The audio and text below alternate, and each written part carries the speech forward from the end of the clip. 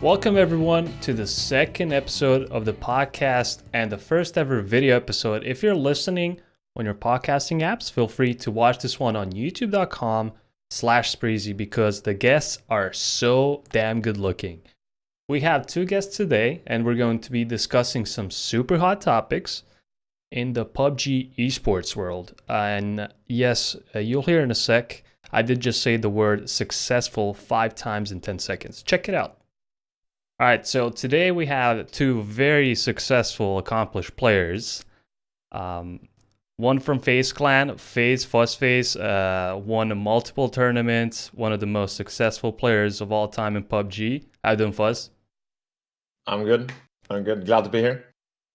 And of course, PUBG as well, one of the most successful. I can't say who's more successful. They're both very successful. What's up, PUBG? Yo, what's up, guys? Nice to be here.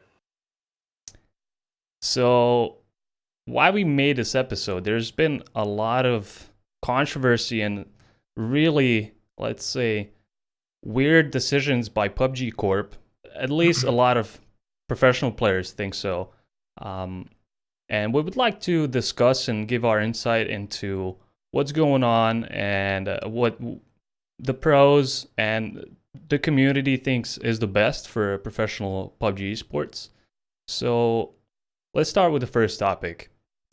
So recently, about a month ago, PUBG Corp added Sanhok to professional level gameplay to all pro leagues in Phase 3.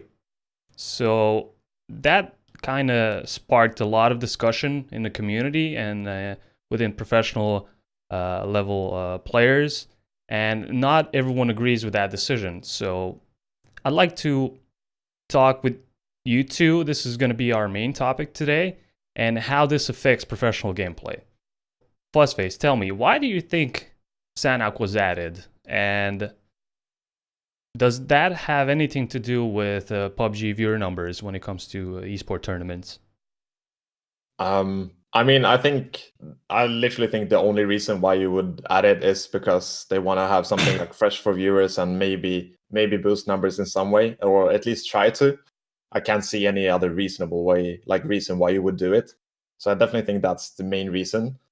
And I don't think anyone really disagrees with that. Like, everybody wants more viewers for PUBG Esports and everything. So it's more like the way it was introduced and like the system they used to introduce it. I think it's not optimal.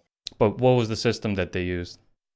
Well, it was announced on Twitter before any pro knew, 1 month before start of Pro League, without any real playtesting.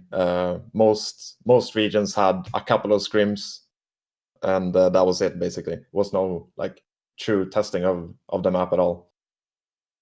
Okay, but another issue I think that was probably the main issue there is that they said that they added this after they listened and analyzed a professional pro player feedback that they got. So what do you think about that, EB? I'm pretty sure that PUBG Corp reached out to some of the Discords all the way back then, but everyone was pretty much saying no. I don't know when it was, to be honest, but it was just rumors going on, and they said they wanted to test some stuff. We played OSL back then in December, so we kind of tested it over there already, and you could notice that the rivers, the design of the map, the way the circles were, and it wasn't really ready. So I was expecting personal at least to have some map changes, like the rivers, for example, because that's the main issue in the game. You have 3 different islands. If the circle is around there, it's going to be an issue crossing later, etc. And it's just more RNG involved. So I don't know, kind of like that. I mean, about the Pro PUBG feedback, from the players, I think Jaker even said himself, the feedback wasn't positive. Yeah, so you're right. Obviously, they didn't listen to pro player feedback. Obviously, maybe they got it, they read it or whatever, but it wasn't actually listened to. So it's a lot of contradictory statements that, in my view, it doesn't make a lot of sense. If you don't listen to it, why would you say that you listen to it? Just ignore it and be done with it, Yeah, but maybe they have some like grand plan that they want to execute, and then they listen to feedback and they're like, yeah, it's not good, but it's still worth taking this risk. I guess that's how it works.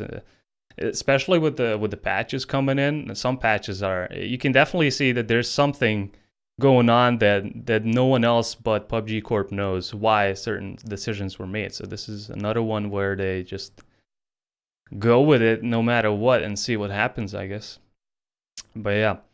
So do you guys think that a month is long enough to prepare for something like this? Because it's a big change. It's a brand new map, not just a brand new map, but it's also a map that completely changes how you have to play PUBG on a competitive level.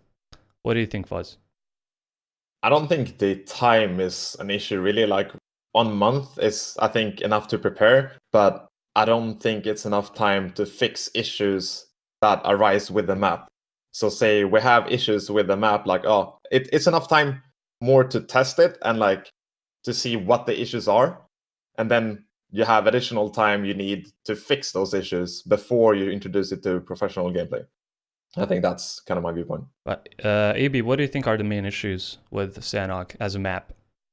The rivers, the current length ratio, the way it works, you can kind of predict already somehow where it ends in a way. I mean, not 100% accurate because it's 3 different islands, right? And there's land ratio. So land ratio is where it's how the next circle is determined. And if you have land ratio on for a certain phase, it wants to shift away from water as much as possible, Yes. right?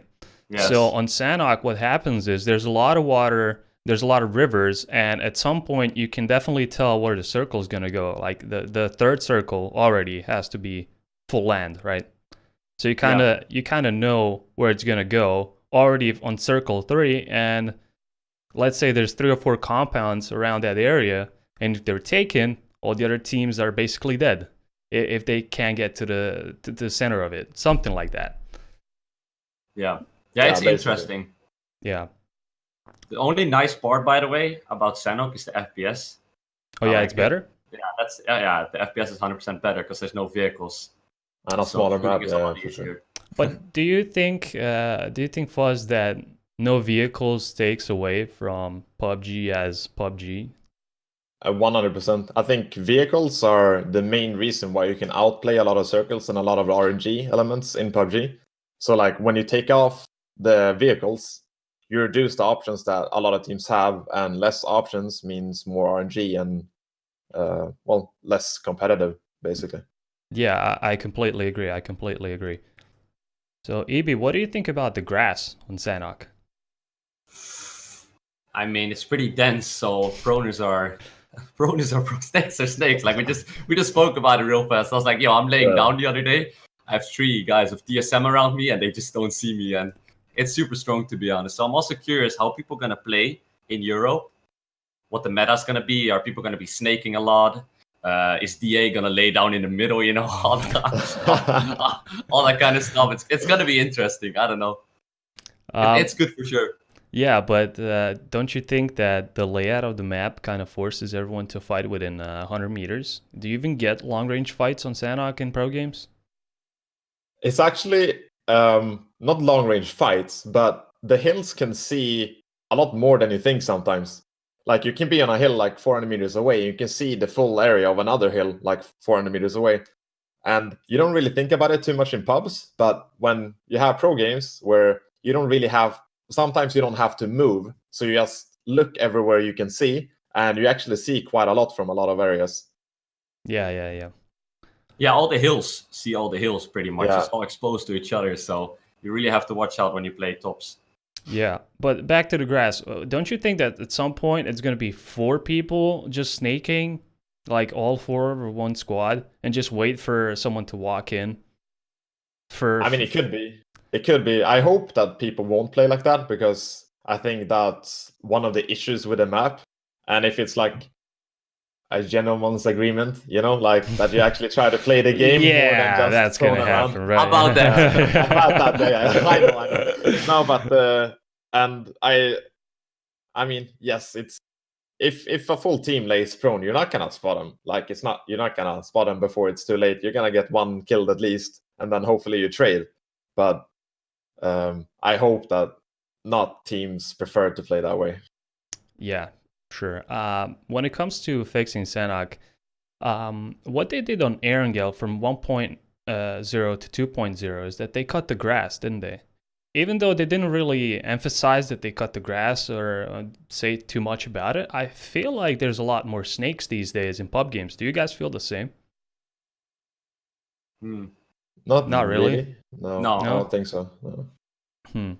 But maybe that's because you're in like high tier lobbies because you're good stats, you know.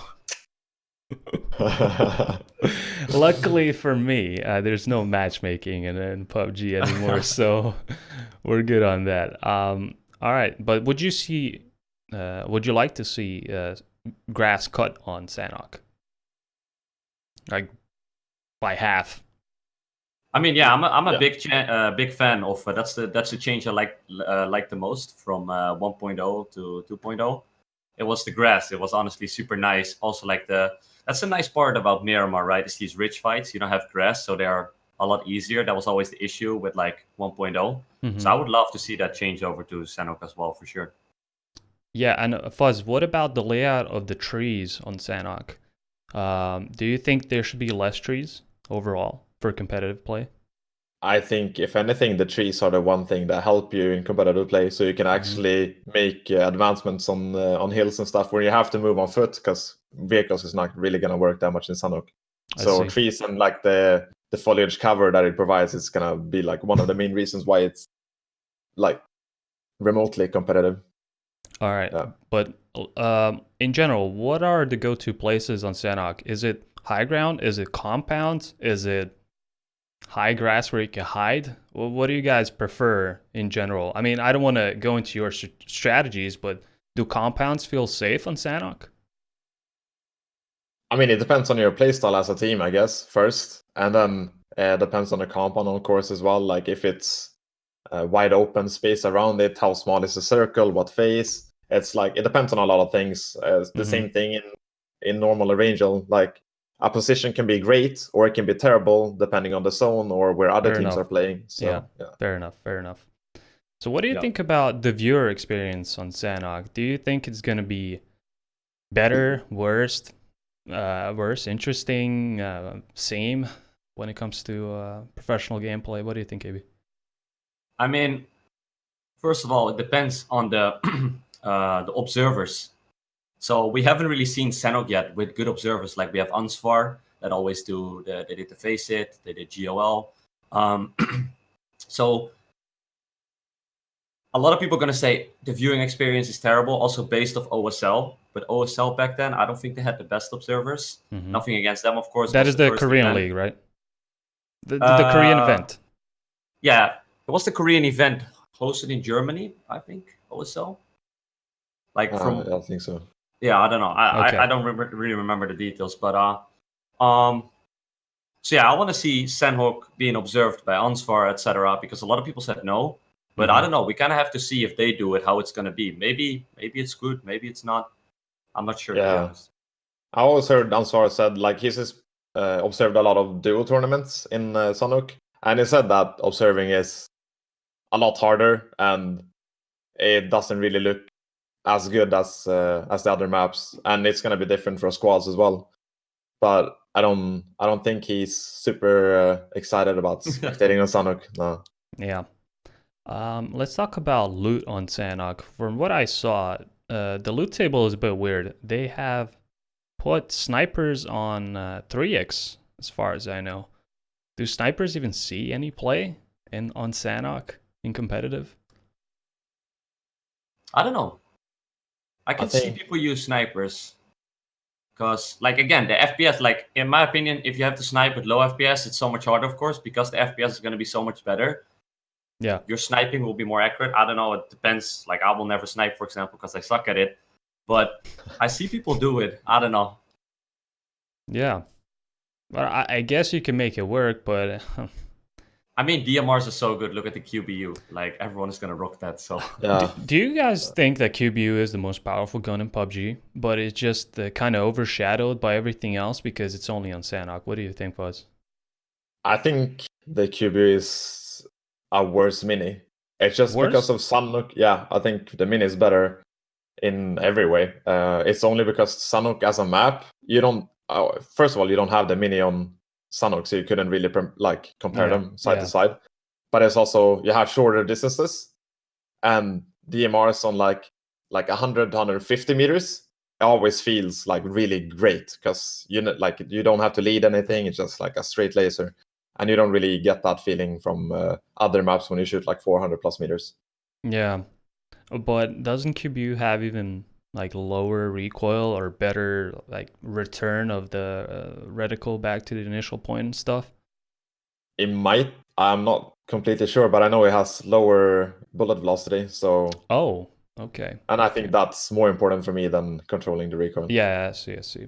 So recently, PUBG Corp made another decision on maps, and that is to leave Erangel 1.0, aka old Erangel, in the map pool for Phase 3 for all pro leagues. Again, so what are your thoughts on that? Because Erangel 2.0 is out, and you cannot even play the old one on pubs anymore, and I don't think it's even available on Faceit or any other third-party platform. So, Fuzz, how are you going to practice? I mean, we have played 1.0 for 2 years, so we know that map. I don't think we need to practice the map in that sense. We kind of know that map by now, so I don't think that's an issue.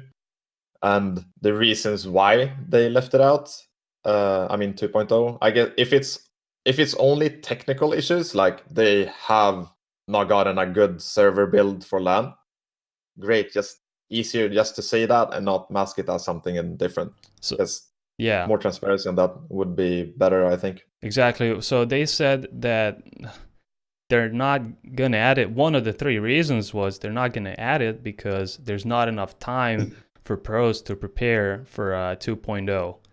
Now, do you EB think that that is the case, that you guys wouldn't have enough time? Because you played the No. map for like 2 months now, every day, right? it's kind of like Sanhok. They just add stuff around it when they're announcing it. I'm pretty sure it's just a technical issue. I also heard that, for example, lens ratio on 2.0 is broken. So they just kind of want to fill it up and put some stuff on the side to make it look like a Better. real reason. Yeah. But 1.0, it's not that different. So, sorry, 2.0 is not that different compared to 1.0. Of course, there's changes, but it's not major changes. So, No. Yeah. I mean, it sounds a lot better to say like, oh, we want to give opportunity to the pro players rather than yeah. we can't build our game, you know. Yeah. Sounds better. yeah. I mean, I guess it was a little bit embarrassing to write that the map is not technically ready. Maybe that was one of the reasons why they said those other reasons, but I mean, it makes sense because it's a new map, so maybe they didn't have the department to work on it that much for competitive because they weren't sure if they're going to add it, and then they wanted to add it, but it was too late and stuff like that. So I guess they said that they're going to add it maybe for the global finals, so we'll see. But it will be, for me as a viewer, it would be great to see the new Erangel and you guys playing there, because we go back to the topic that we didn't even start yet, but maybe we can start it now. One of the reasons why they added Sanhok was to bring a casual gameplay closer to competitive gameplay. Now, they just did the opposite with putting Erangel, the old Erangel, in competitive, the map that you cannot even play in normal PUBG as a casual player. So, what are your thoughts on that, Fuzz? How do you rate these changes and them trying to get those two things closer in that specific way of just changing the map pool? I mean, for those reasons, like, yes, you kind of want, in one way, you kind of want casual gameplay to be close to competitive, but I think there's better ways to do that. obviously like introduced a ranked mode or whatever, so you have a more like normal bridge into competitive gameplay. And for any other game, you don't have to have casual and competitive as identical at all. Look at like CS, Overwatch, like everything. You have a ranked mode and you have like a fun quick play, whatever, and they don't have to be super aligned. Yeah. In my opinion, at all. Yeah. Ibi, what do you think about adding some kind of ranked mode into PUBG normal? I mean, that would be super awesome. I always wish that that FaZe and PUBG would work together and implement FaZe in PUBG, because FaZe kind of has the tools and it seems like they have the knowledge, etc. I mean, everyone wants that at this point, right? So for sure. Yeah, but do you think there will be enough of a player base for that to make work? I think so. I mean, especially in EU, if you look at FaZe, if you look at GOL, look at all these lobbies. They're filling up like pretty fast, to be honest. Yeah. You have to wait a little bit, probably, but I mean, it's worth it. If they add like 6 skins you can win, or some sick, leaderboards, what can transfer into finding a team easier, and that transition into comp game, like people will play it for sure. Yeah. For sure. But yeah, and it's also, I think it's a really big point to make, like to make longevity for the game. You always kind of need something competitive, because no matter how casual you are, like you have some sort of drive to play competitive, and that's what like brings you back to play it. If you only play full like for example, Overwatch, I could never play quick play for the entire time. Like it wouldn't be fun. It wouldn't be fun. You want to like measure your skill in some regard. Yeah, and I mean, right now we don't really have much to play for. The leaderboards that were there 2 years ago, they're not there anymore. I don't know what they have right now. I don't call that leaderboards. I call that, I don't know, Farm Fest or something, because it's just silly. There's so many issues with it, like global leaderboards in a game where the players cannot play against each other from different regions. Not even if they want to, they can't do it, because you just get matched against people around you, closest to you. So how can you have people on the same leaderboard, one's from Asia, one's from Europe, they cannot play against each other? It's all about whose region is better, so the points get inflated and I don't know what. But I guess no one cares about leaderboards at this point, but it would be great to see some kind of leaderboards again on the FaZe model or whatever model there is right now. They're, by the way, working on that. Like, I don't know, his name is Brian, I think. I don't know how you pronounce his name exactly. Gene XP or something? Yeah, on Twitter. I know who you're talking about. They said they're working on it, so that's cool. But again, how long is that gonna take? And it's already been a while as well. Yeah, it's been a while. So yeah. But Fuzz, do you think they should replace normal FPP queues with just rank queues, or should this be something extra? The ranked. I don't really care how they do it. They can be either one, or they can test it first, see if it's viable or not. Like test like a weekend lobby for ranked, or like a couple of days, maybe a part of the day that is like evening. I don't know, like Fortnite has had this, something like that, just to test it out, see if it works. If not, then choose like a different system. Yeah, exactly. Yeah, like pop-ups. Yeah, or maybe something. I don't know that I see in StarCraft. They added tournaments where you just queue up for a tournament that is at a set time every week, and then you play like 2 or 3 rounds, and that would be some kind of ranked, maybe. Exactly. Yeah. But my concern for ranked would be that would kind of ruin the other queues. It would mean that they would have to implement random map on, let's say, FPP and TPP if they added ranked as a third option, because I don't think there's enough players to support all these different queues, and we already see what's going on NA. They only have, from what I know, they only have random map now, or close to only having random map to queue up on all their game modes. And even with that, I think they still have some queue issues. It's gonna be a bit rough, because sure, the player base looks healthy on Steam, but we gotta keep in mind that's mostly Asia. We're talking about who knows what percentage of Asians playing on Steam PUBG. So we don't I really think know the whole picture. I think like China numbers are excluded from those numbers. I'm pretty Yeah, sure. sure, Yeah. but there's still Oh, a they lot are? of But yes, yeah, but there's still if the China was there, it would be millions, right? yeah. But right now it's like a few 100,000 to a million every day or something close to that. But it's I don't know if you saw the Vietnamese stream during it was like 50, 60K viewers. It had more viewers than the English stream, just the Vietnamese or something like that on the last global event. Yeah. There's so many people playing in Indonesia, in Thailand, in Taiwan. It's insane. Yeah, it's insane. We don't really have a good feel for how big this is in Asia. So the numbers look good for us, but overall, I think they're much lower, and we'd be surprised how low they are right now. But it's still a pretty big game, so there's still room to do some good features and get the players back. I really feel positive about the rank mode still, although I think it's a bit too late. Do you guys agree that it's a bit too late?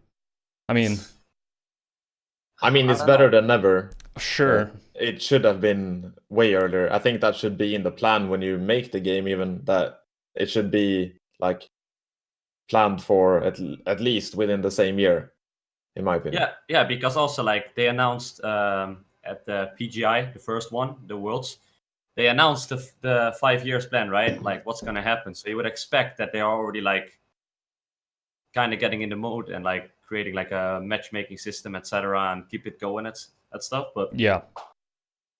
Let's go to the topic of team skins. So the teams that play in pro leagues, I feel like they deserve their own skins at least every few phases, some kind of new weapon skin or similar. I guess weapon skins are the most popular skins, and most people would buy them. So, Ibi, what are your thoughts on adding team skins from all the teams that go to, let's say, the global championship or the global events in general?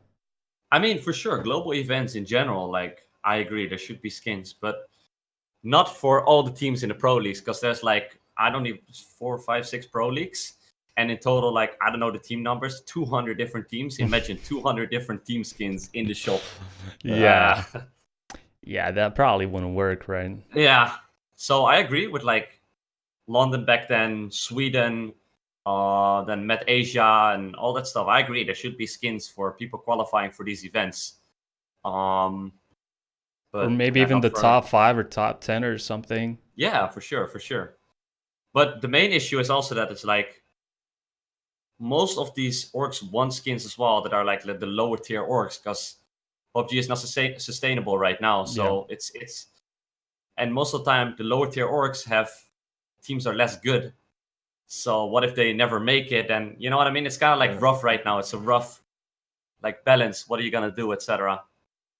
Yeah, I can definitely see that the issue for the lower tier teams, but I mean, if they don't deserve it, then they don't deserve it. On the other hand, but a way to support the teams, it would be a great way to support the teams. For sure. I would probably say also if it's like a less known org, even if they make it, the odds that that skin will sell a lot is probably not that high anyway. So it might not even be the best way to like get the money to the orgs even. Yeah, because I mean, they do spend a lot of resources in just publishing one skin. It's not just, you just paint it in Photoshop and just upload it and it's there. No, it's a process, and it takes them a lot of time and effort and man hours to just publish one skin. So I guess they would have to devise some system. But from what I saw, they don't really have that many plans for team skins. They mostly do it just for the streamers. And well, talking to 2 streamers that don't have their own skins, yeah. Yeah, that's a topic for some other podcast. But the thing is, I don't feel like they planned too much for stuff like that. Hopefully, with the recent events on Twitter and them being interested in that idea, maybe we see more skins. The only ones that I remember were from PGI, right? The hoodies.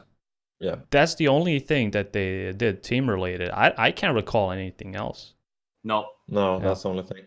I mean, you have the skins for the events like GOL, they get their own shirts, etc. And also like PEL, right? Like supporting lower tier orgs. Technically, these skins, for example, like the bet we're talking about, that should support, these lower, like everyone pretty much in the leagues. But again, these skins, Yeah. But wait, I mean, You if, want- if it is a great skin, it's probably Yeah. gonna make a difference. But when they keep making these, I mean, a bat skin, like it's not that many it's not that many people who's gonna buy it.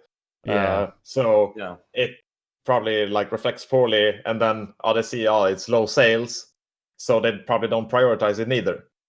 Yeah. But it is like a bad cycle, bad skin won't sell much. Oh, they didn't sell much, so we won't do a good one.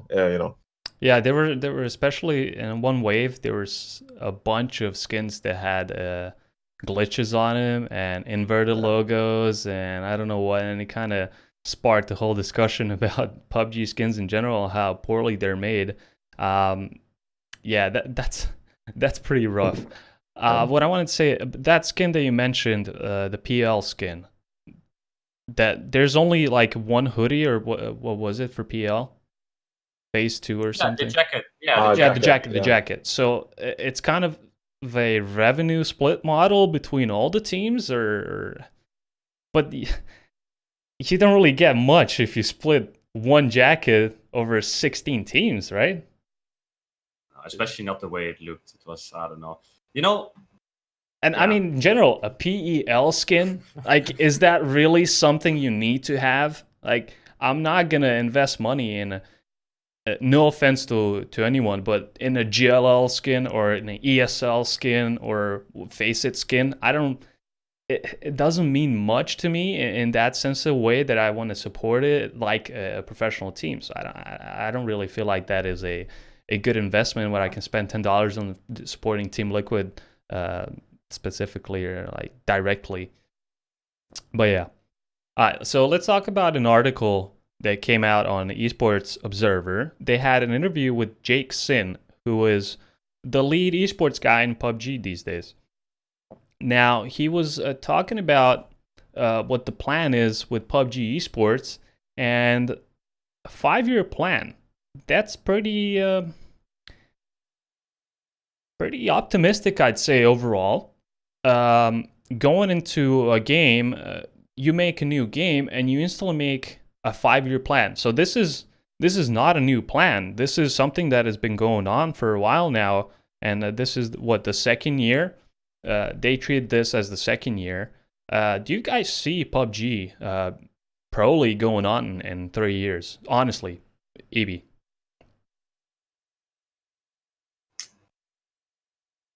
Yeah, it's kind of hard to answer, to be honest. Obviously, I hope, but honestly, I don't know. I honestly don't know because it depends on the viewer count. Think about it as well. Like, this is only year 1 from the Pro League, and they set up all these different regions. And I know they get a lot of hate, but if you technically think about it, what they've been It's a setting up so phenomenal far- project. I agree. Yeah, I agree. Yeah, it's pretty sick so far. Yeah. Yeah, they making a lot of mistakes with skins and stuff and etc. But I mean, they can learn.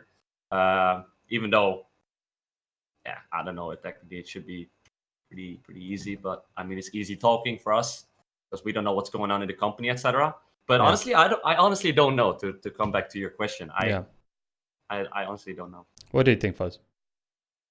I mean, if they have a 5-year plan, they probably have a 5-year plan. Like, maybe it's not fully public, even because if you read this article, it doesn't really say a lot at all.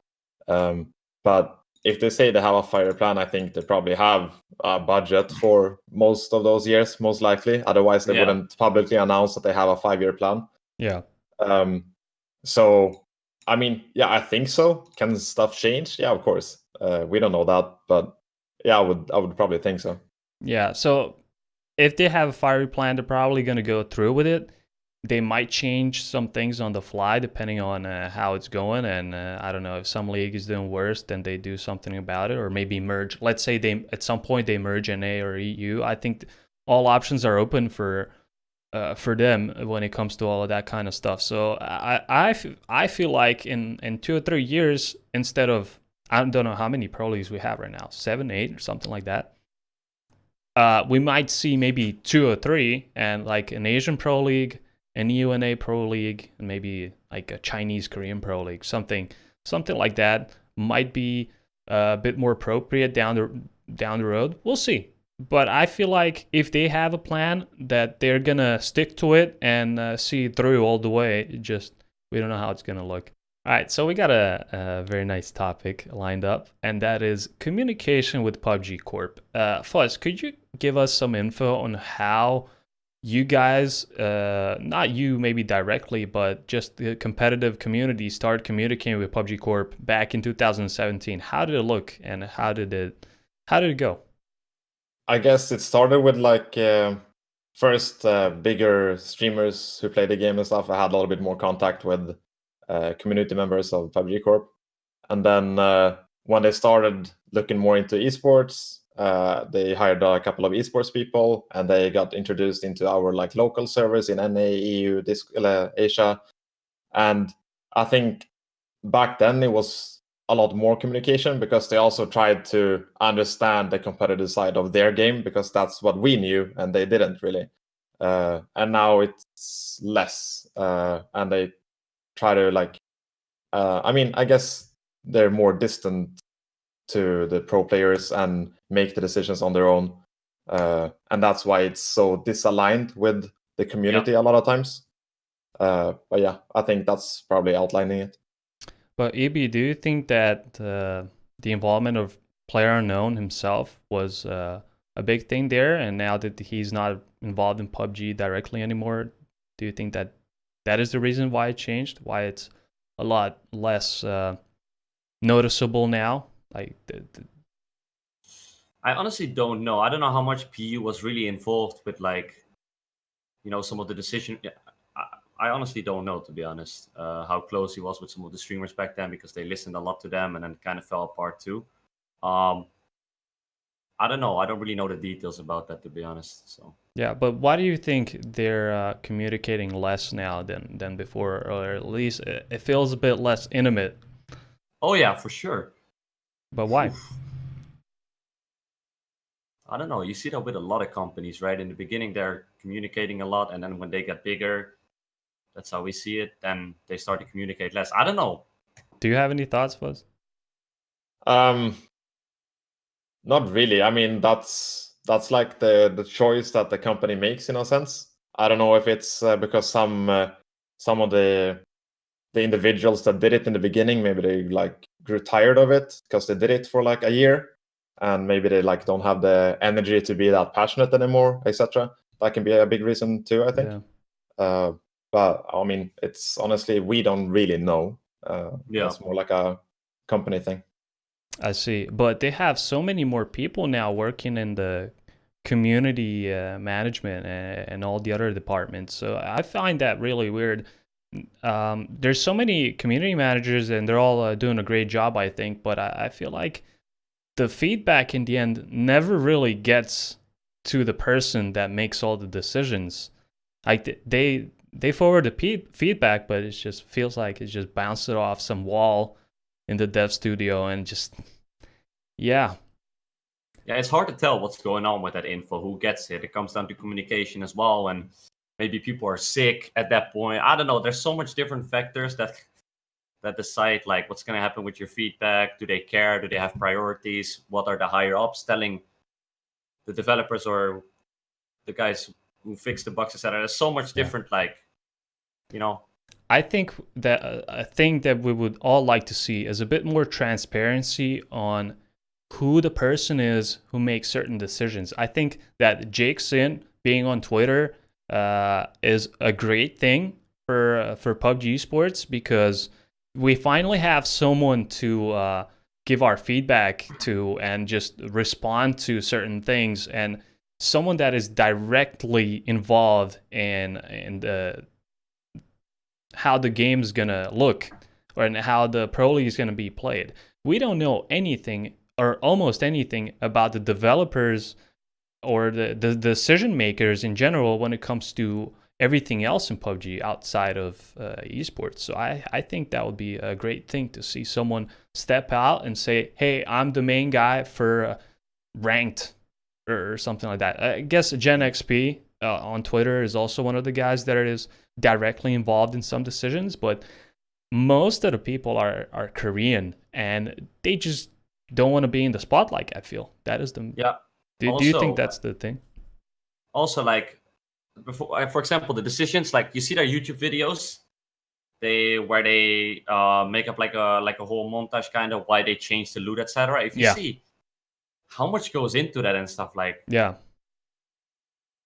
I don't know. These videos sometimes tilt me a little bit. Yeah. Because they go all about deep, like how do you call it, analytics and all that stuff, and there's a lot of wrong assumptions in my opinion in those videos and in the articles or announcements. Like Sanhok is the most played map. We want to include it. Do you know why? Fuzz, what are your thoughts on why the Sanhok is the most played map? I'm tilted already. It's because we don't have a.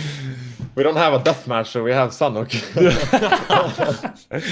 But it was also like back in the day when Erangel didn't have good loot, and a lot of people were just used to Sanhok as well. So there's like 5 different reasons why, due to the lack of something else, I can only play Sanhok to instead of playing team deathmatch, warm up, whatever. I play Sanhok.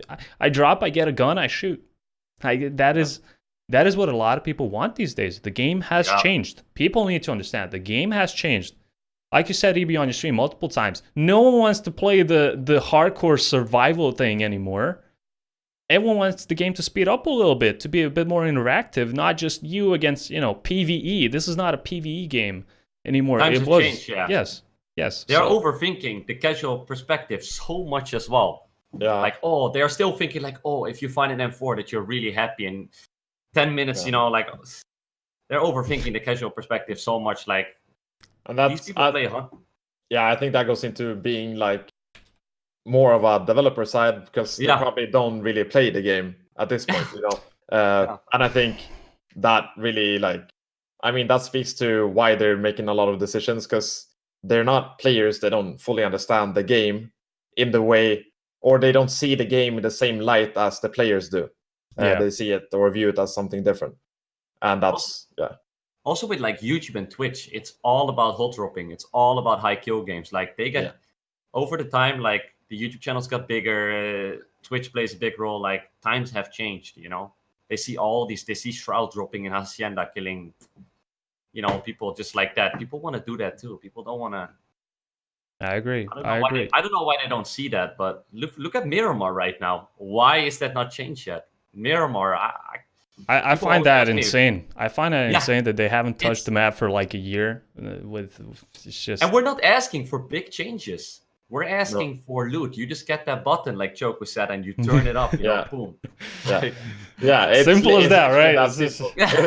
But It's the worst thing is, it's not even much more complicated than that. I feel no. You change from 1x to like 1.5. Literally 2x. the one setting in the That's all you custom do. games. That's the same thing. Yeah.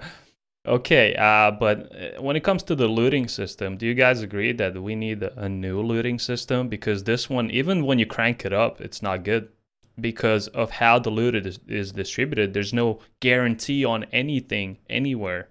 In every other game that I play, that when it comes to BRs, at least the new ones, there's always some kind of guarantee. Look at Fortnite. Yeah. You know that there's one chest in a house. I don't play Fortnite a lot, but you're guaranteed at least some kind of gun if you enter a house. In PUBG, you enter a house, even if it's like the so-called tier 3, which has probably the best loot, and you get in and you find nothing except 7 pistols, 7 revolvers stacked up on one another. So yeah, I drop a lot of in mini Milta. The chance of finding one first aid is like 20% in whole mini Milta these days. Stuff like that. They just cranked up the ARs, and that messed up everything else that was in there. So it was a lazy way. Yeah, it was a super lazy way, and they just don't want to add a new looting system that has some kind of guarantee. Or I feel like that is a bit lazy, and it drives a lot of people away. And do you guys think the loot has changed again to being a bit lower, or do you think it's just placebo? We're talking about Erangel. I really don't know. Actually, I play like all the maps so much, and I don't really like think about it too much, to be honest. And then we switch from scrims and pro games, and it's like it's such a big difference between those already. Yeah. So I really don't know. I think it's a placebo, to be honest. Yeah. And we like to complain. Like I like to complain myself as well. But if I look back, if I would check my VODs, like before the patch that they changed the loot in public games, it was just a feel, you know, when they finally bumped it up, and then we were super excited, and then we started seeing those cases where you still get nothing, and then it feels really bad. But I think it's placebo too. It's just that they really need to do something about the loot. I'm really disappointed that it's still like it is, but whatever. What do you guys think about the nade changes?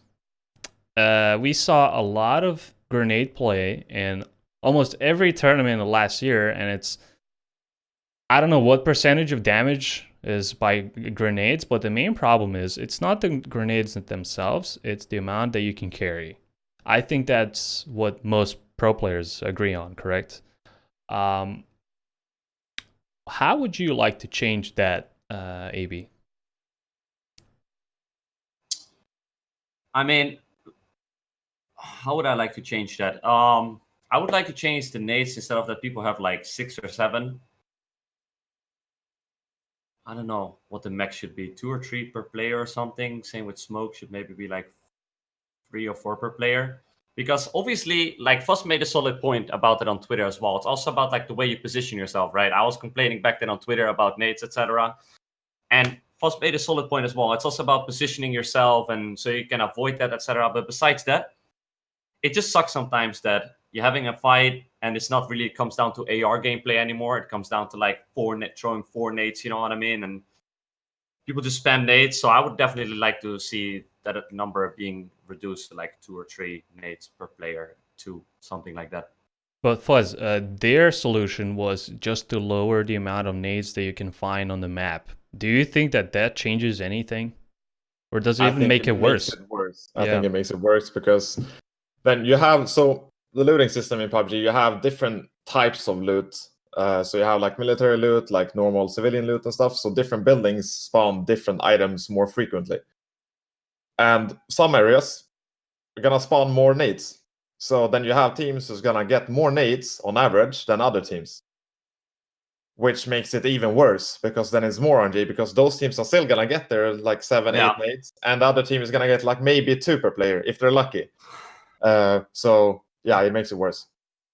Yeah, but again, did you see what their logic was behind that change?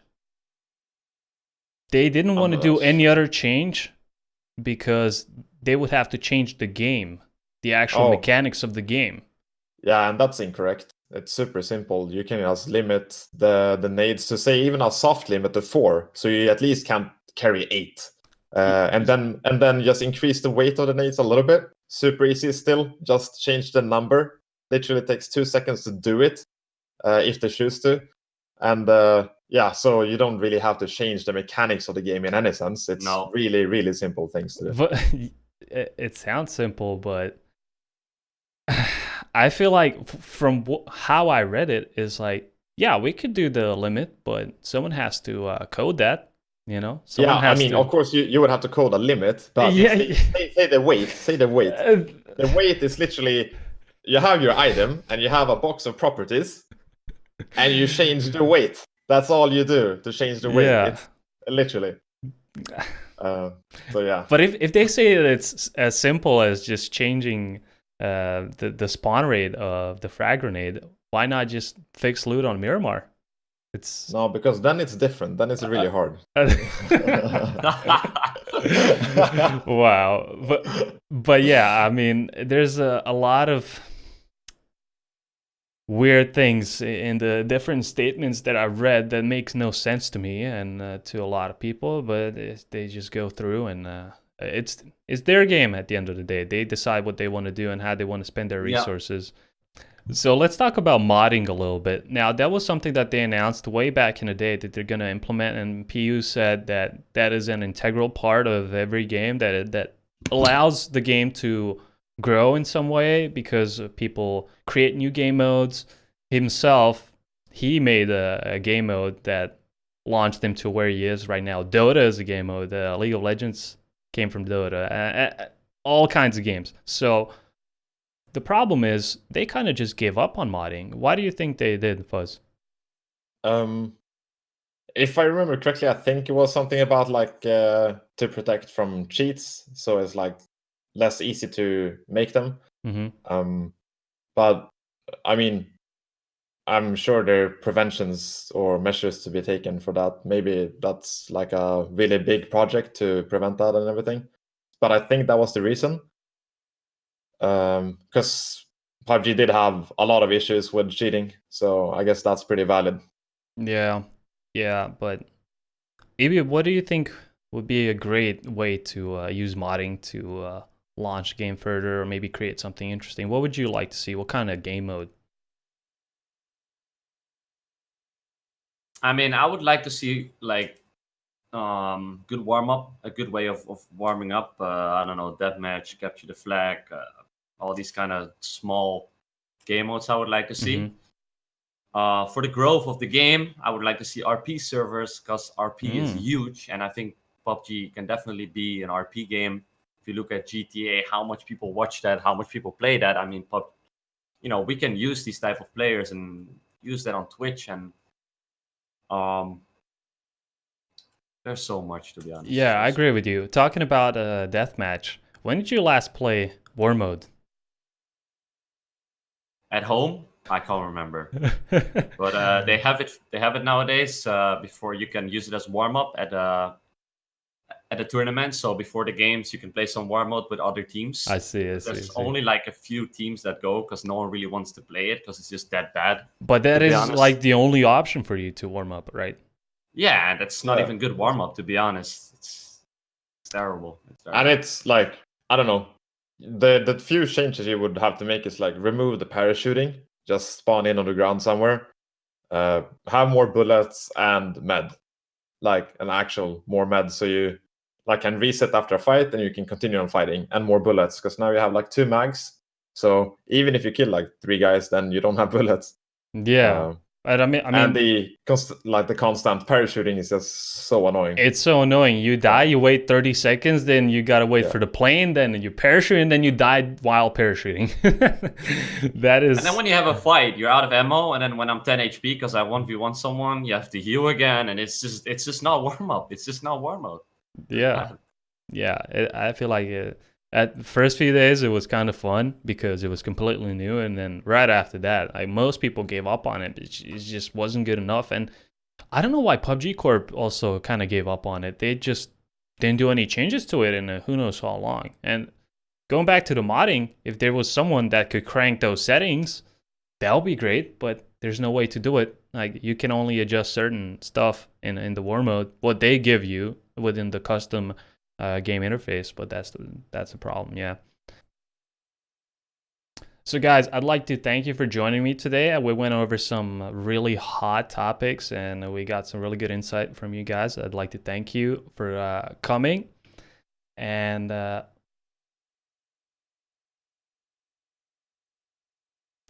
see, I'm an amateur at this still.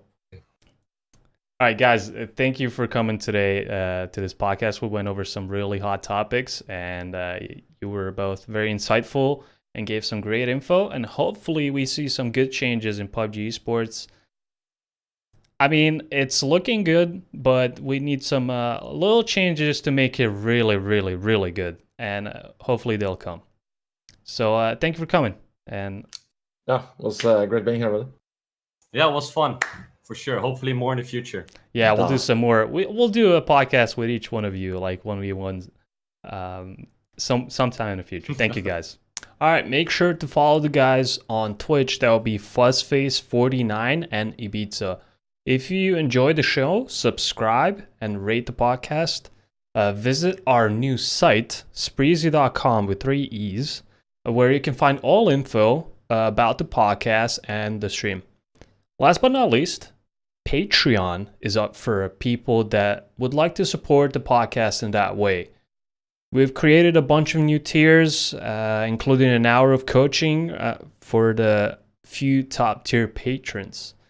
It's a very effective way of supporting the show. So thank you for listening, and see you in the next one.